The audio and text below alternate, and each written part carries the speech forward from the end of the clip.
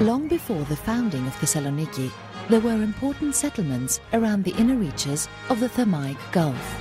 In about 315 BC, the Macedonian king Cassander would force the residents from 26 of these settlements to dwell together in a new city.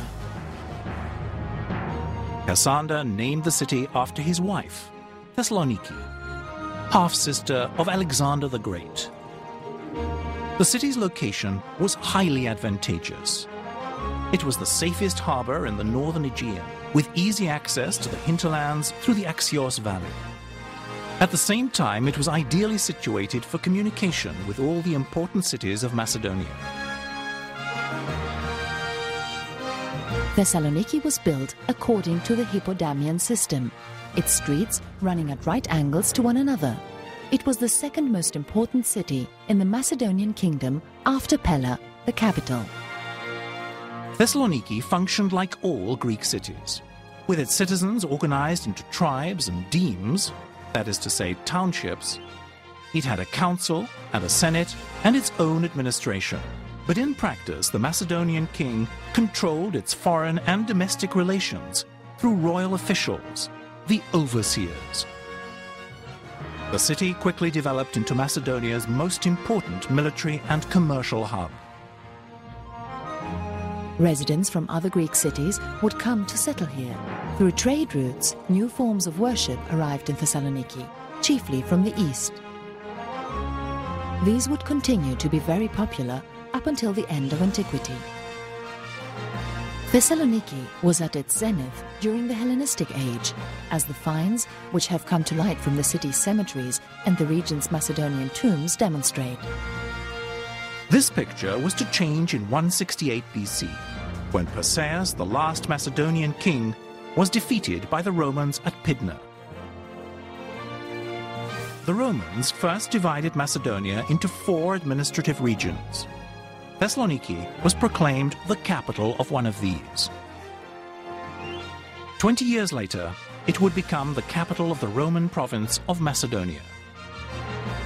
The construction of the Via Egnatia, an important military road, strengthened the economic development of the city. The Via Egnatia, passing by the western walls of Thessaloniki, connected the town with the entire known world at the time.